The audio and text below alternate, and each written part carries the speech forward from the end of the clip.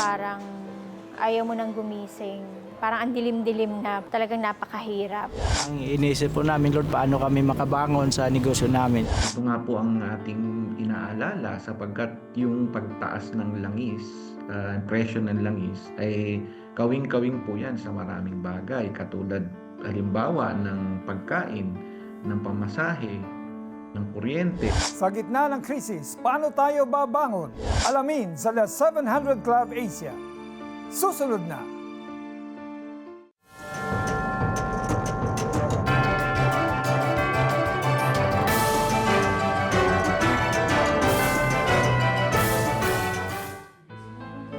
Isang maunlad na negosyong magbubuklod sa pamilya, magandang kalusugan at kinabukasan sa anak, at isang hiling na magkaroon pa ng isang supling.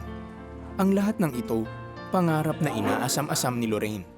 Isang pangarap na malabong mangyari base sa kanilang kasalukuyang sitwasyon. Kaya naman upang makamit ang mga ito, sumangguni si Lorraine at ang kanyang asawa sa isang taong nangakong makakamit ang kanilang pangarap. Itong taong nakilala ko na to, siya yung nagbigay sa amin ng orasyon na Latin word siya na babasahin mo. Sabi niya sa amin noon, anong gusto nyo? 3 bagay ang hilingin nyo.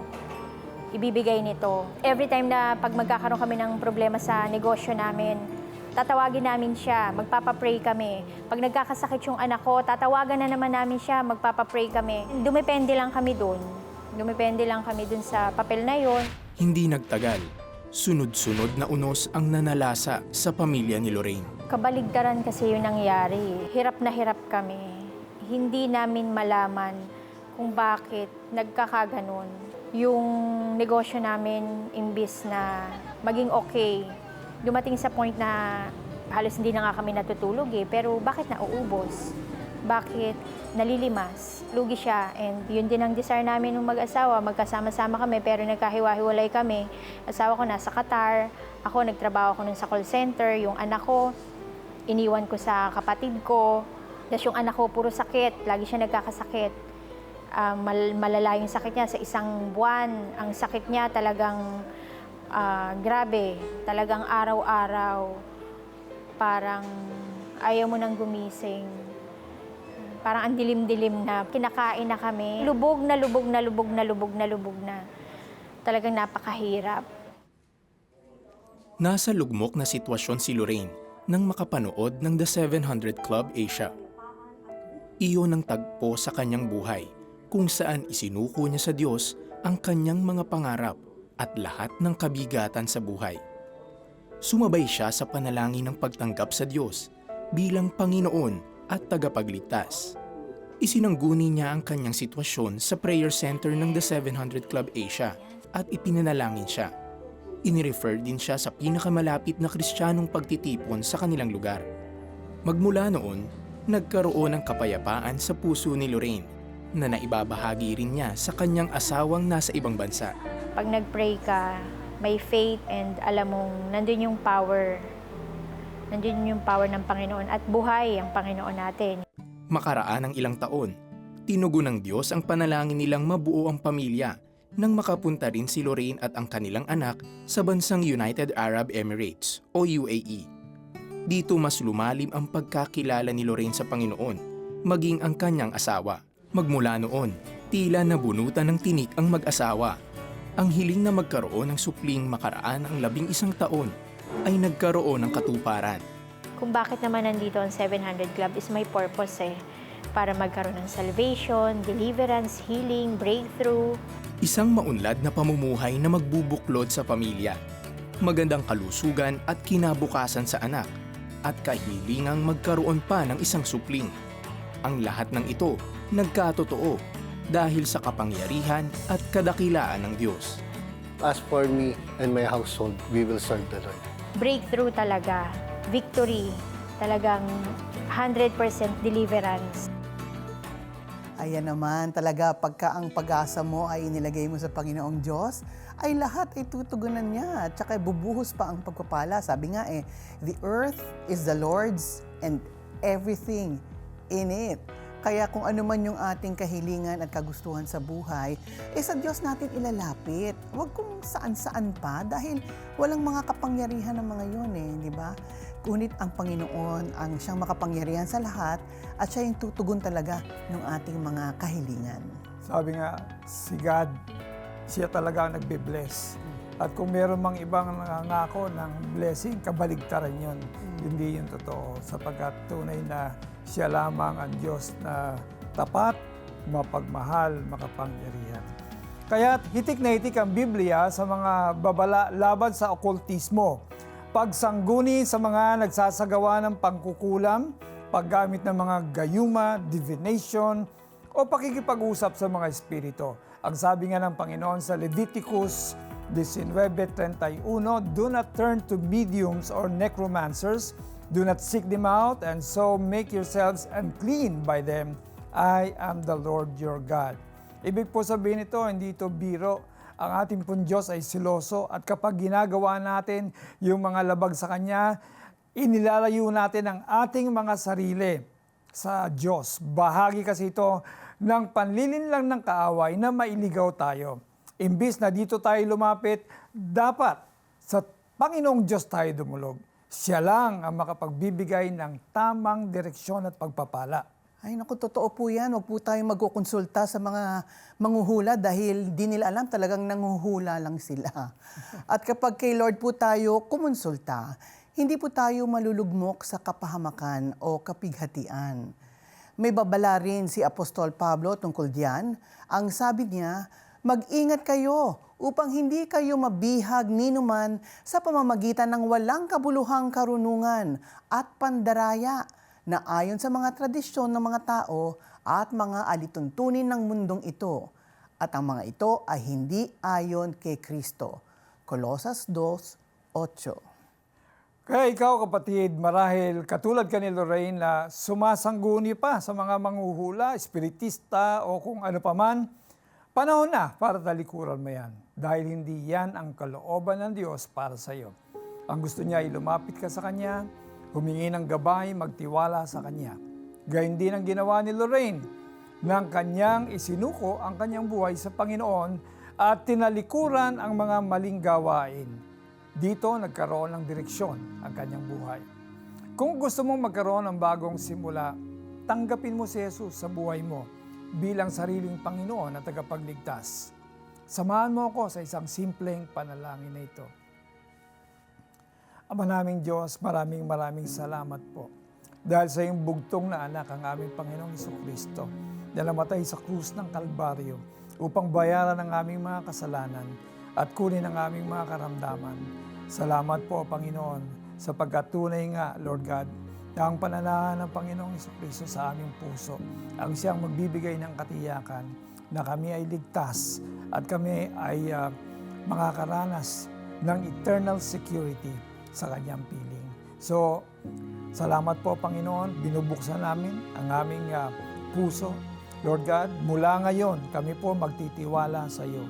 Hindi po ang aming sariling lakas, hindi po ang aming sariling mabubuting gawa, kundi tanging umaasa lamang kami sa pananampalataya na ginawa mo sa krus ng Kalbaryo ay sapat na upang kami mapatawad at madeklarang walang sala sa iyong harapan.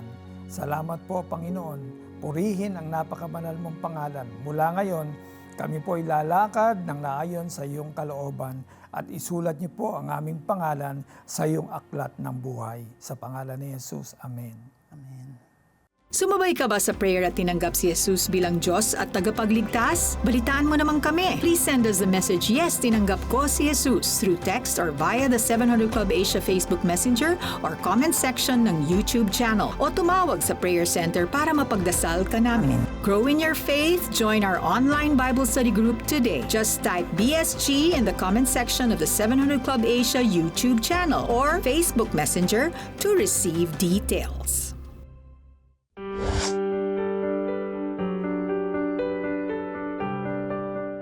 In moments moments of crisis, your generosity delivers medical care, inspiring stories of miracles, and a tangible experience of God's love. For your donation of 1,000 pesos or more, you'll receive audio streaming access to I Have Walked with the Living God, the powerful audiobook by CBN founder Pat Robertson. Hear how God moves in life's toughest seasons. The same hope your partnership with CBN Asia brings to people who need God most. Give today and help transform lives.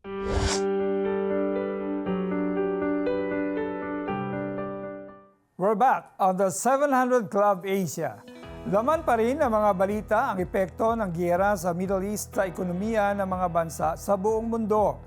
Bagamat hindi sangkot ang Pilipinas sa nangyayaring gulo, ramdam na ramdam nating mamamayan ang epektong ito. Tama yan, pare, no? Nakikita natin ito sa pagtaas ng presyo ng langis at saka yung mga bilihin. At upang mas maunawaan natin kung paano maapektuhan ang ating buhay at kung ano-ano ang ating pwedeng gawin, makakausap natin ngayon ang kilalang ekonomista mula sa Ateneo de Manila University at isa ring pastor, si Dr. Alvin Ang. Magandang araw po sa inyo, Dr. Alvin. Magandang araw sa inyo, Kata. At si Kuya Alex, sorry.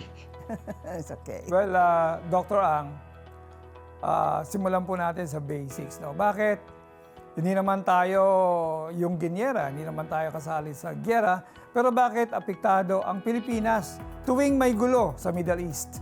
Well, malaking porsyento po kasi ng ating mga manggagawa na OFW, mga 40% po ay nasa Middle East.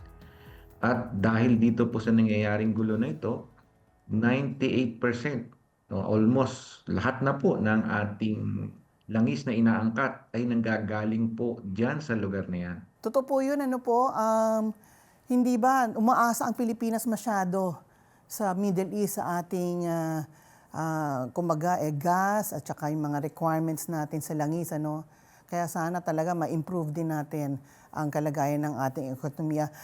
Dr. Ang, ano po ba yung mga pinaka-epekto ng nangyayari ngayon sa pang-araw-araw na buhay naman ng mga ordinaryong Pilipino? Ito nga po ang ating inaalala sapagkat yung pagtaas ng langis, presyo ng langis ay kawing-kawing po yan sa maraming bagay. Katulad halimbawa ng pagkain, ng pamasahe, ng kuryente. So ibig sabihin lahat ng ating ginagagalawan sa araw-araw na aapektuhan ng langis.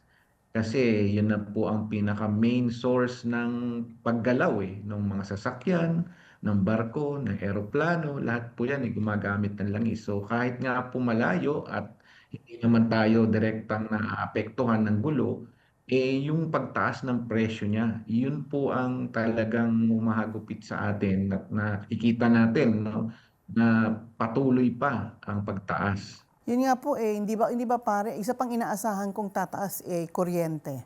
Susunod na yan, yung mga bilihin, nandiyan na yan, pamasahe, no? Kaya napakahirap para sa ordinaryong tao, lalo na kung maliit ang kinikita, lalo na yung ating mga tsuper, for example, na problema talaga sila doon sa halaga ng kanilang transportation o yung kanilang paniningil. Dr. Ang, many Filipinos are stressed about the rising prices and inflation. Pero paano naman po silang mananatiling kalmado at puno ng pag-asa sa kabila nito? Ano pong may advice ninyo sa ating kababayan? Yun po, napakahalaga po na maging tama ang impormasyon na nakukuha at naiintindihan. Kailangan po kasi dito huwag tayong magpanik kasi kailangan maintindihan natin na wala tayong kontrol sa mga nangyayaring ito, pero meron tayong kaparaanan na maintindihan at makapaghanda. So hindi naman tayo bibigla na every week kasi parang sa nangyaring ito ngayon lang natin naintindihan yung oil deregulation law na mahigit ng 3 dekada. No? At tapos yung marami pang bagay na walang magawa yung pamahalaan dahil nga external ang issue dito. So sa atin bilang mga mamamayan, napakahalaga na wag tayong umasa lahat na may magagawa ang pamahalaan dito. Meron din tayong mga parte Meron din tayong dapat na gawin. For example, yung pagtitipid o yung pagpaplano ng ating mga ginagawa sa araw-araw, no? Kung may 4-day work week na, ibig sabihin may maximize tayo sa ating paglabas, pagbiyahe, yung paggamit natin ng enerhiya sa bahay, kuryente, tubig, no? Kailangan may pagtitipid din tayo. Sapagkat ang nangyaring ito, kung titingnan natin, hindi na niya maibabalik yung yung ekonomiya natin nung February eh. Dahil yung scars, no, yung sugat ng gera na ito sa oil industry ng mundo ay malaki. So ibig sabihin dapat magbago rin tayo ng ating lifestyle, ng ating pamumuhay. Yes, mahirap pero naranasan na natin 'to nung pandemic pero ito ay hindi po issue ng ng giyera ng virus eh.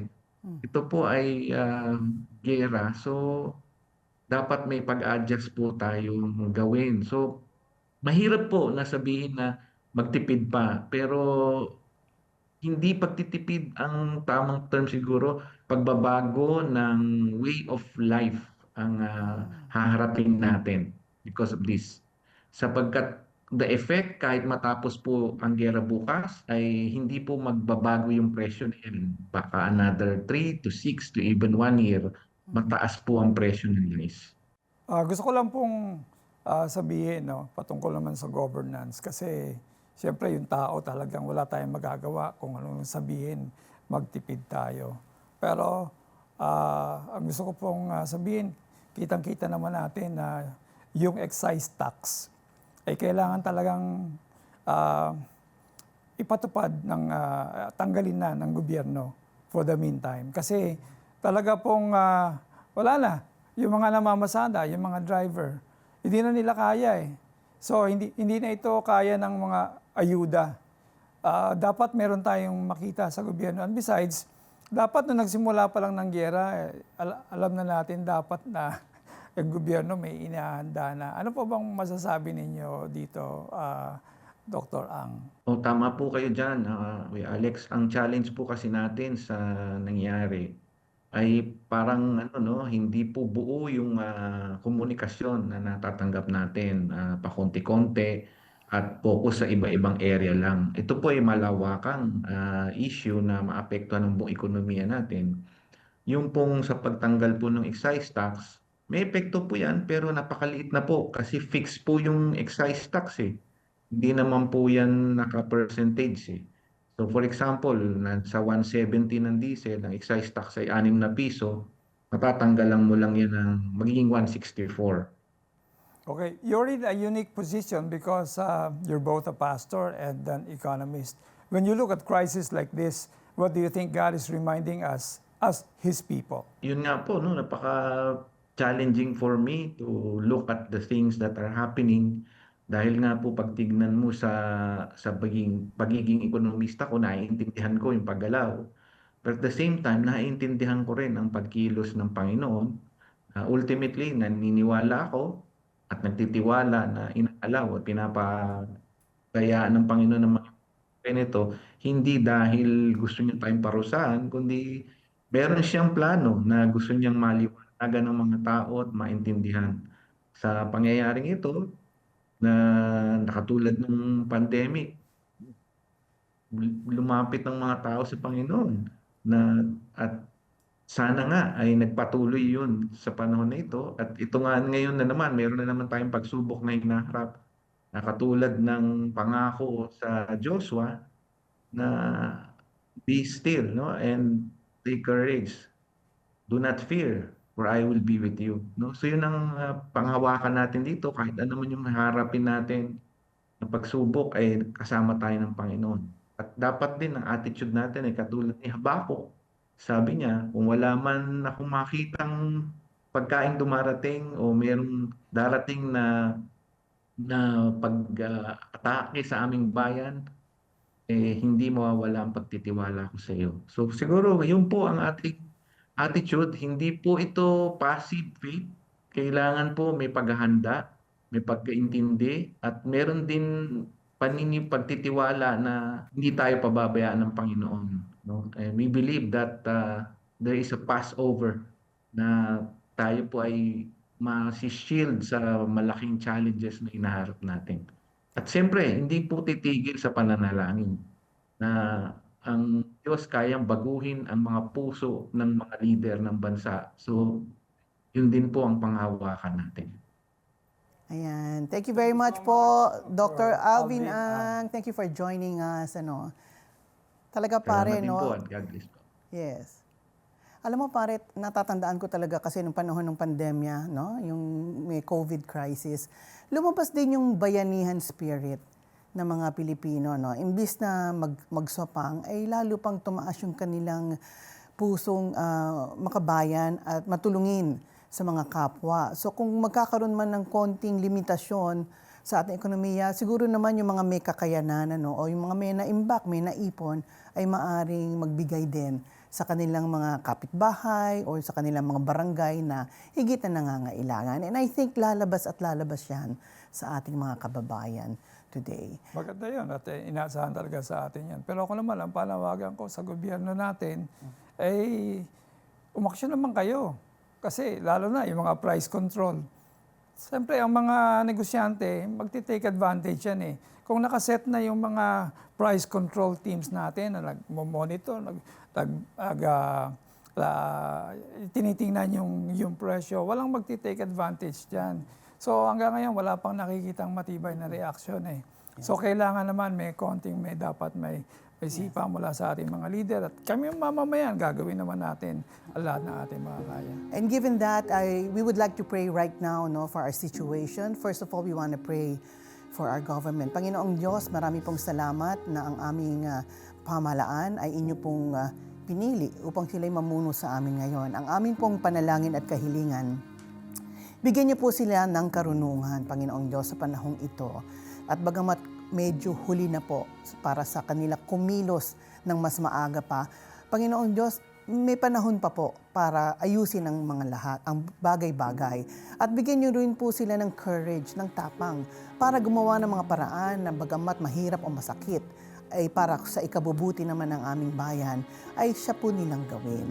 At gayon din po, Panginoon, pinapanalangin namin ang mga Pilipino, ang mga pamilyang Pilipino dito at saka sa abroad po, na ito po ay panahon para kami po ay magtipon-tipon at sabay-sabay na manalangin at maniwala po sa inyo, Panginoong Diyos.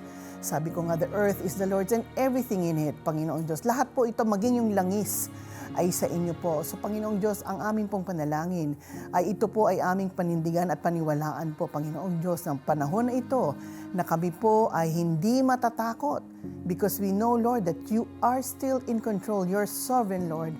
At tila meron ho kayo talagang ginagawa upang mabago ang aming mga puso, mabago ang aming mga pamumuhay, mabago po ang pamamalakad ng aming pamahalaan. At itinataas din po namin sa inyo ang Amerika at ang Israel na nasa gitna po ng yerang ito na ang anuman pong pakay nila o intensyon, Panginoon, ay sila po ay magwagi para mawakasan na po ang nangyayaring terorismo at authoritarianism sa bansang Iran, maging po yung kanilang mga kababayan, ay sila po ay manatiling ligtas at manatiling matapang po, courageous, Panginoon Diyos, na panalangin at panindigan nila ang kanilang karapatan at kalayaan. Marami pong salamat, Panginoong Diyos, that you will cause everything to work together for the good of those who love you and are called according to your purpose. In the name of Jesus. Amen. Amen. Huwag po kayong aalis. Magbabalik ang The 700 Club Asia.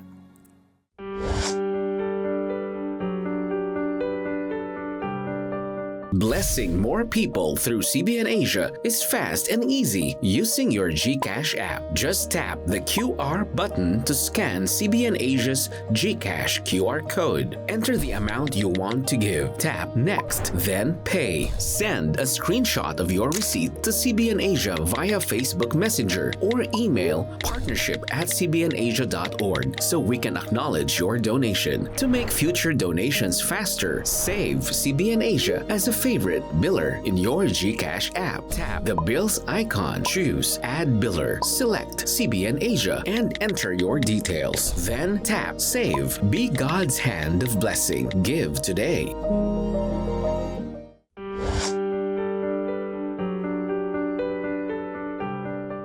Yung naramdaman namin sa Lord, kung ito man yung katapusan namin, basta sa inyo na kami. Nakikita lang namin sa TV na ganyan pala ngayon, na-experience na namin. Iniisip ko, paano ko mailigtas ang pamilya ko.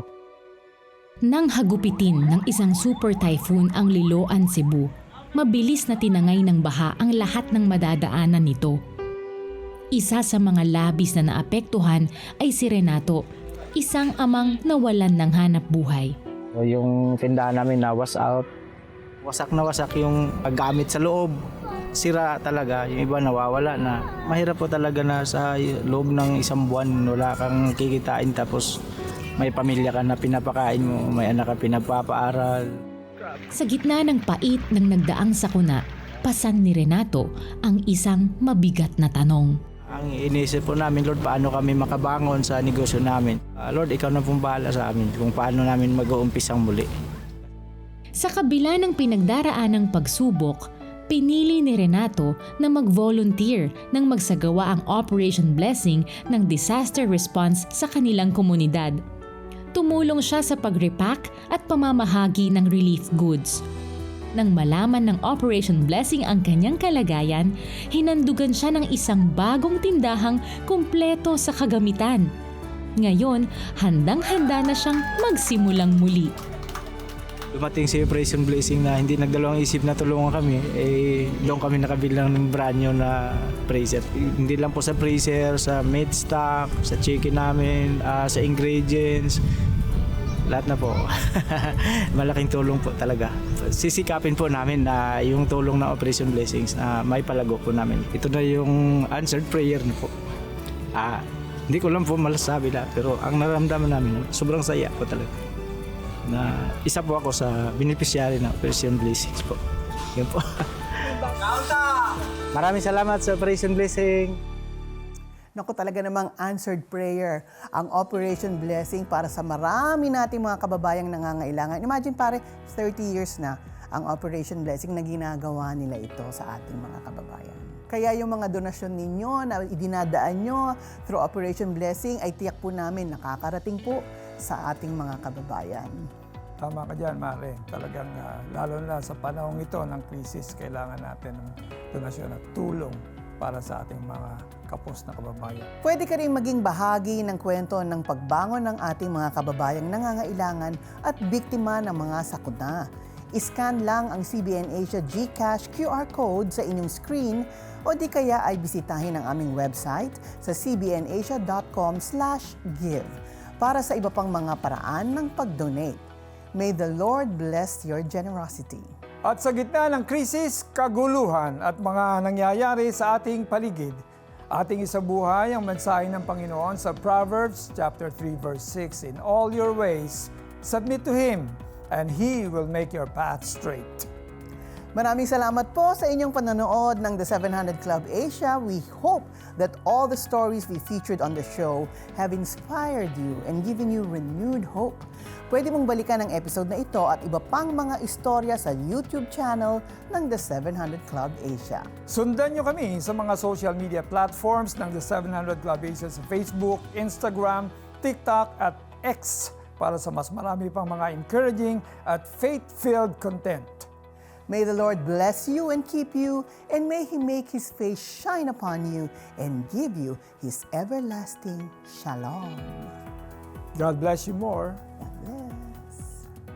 Ngayong Martes, Komedyanteng si Jinky Oda, may aaminin. I was physically and verbally abused. May gulpe, may kurot, may tadyak. habang tumataas ang bilihin, paano ba makakatipid? Alamin ang practical na tips ni Chinky Tan. Isang pulis, pero bakit nakulong si Roji? Tunghayan ang kanilang kwento sa Keep Calm! Tampok sa The 700 Club Asia. Martes, alas 12 ng gabi sa GMA.